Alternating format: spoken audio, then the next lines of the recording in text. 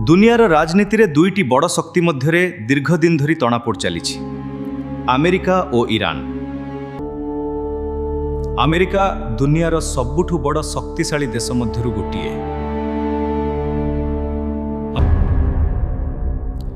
Iran मध्य पूर्व एशियार गोटिए प्रभावशाली देश।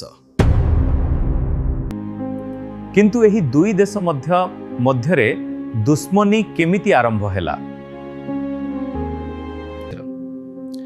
1929 मसीहारे ईरान रे बड़ राजनैतिक विप्लव होइथिला।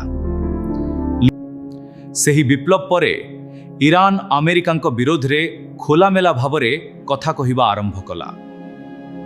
तापरु दुई देशर संपर्क दिनकु दिन खराब हेबाकु लागिला।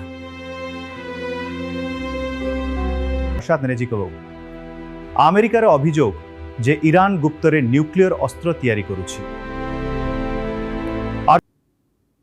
एहार कारणरू अमेरिका ईरान उपरे आर्थिक प्रतिबंध लगाइछि।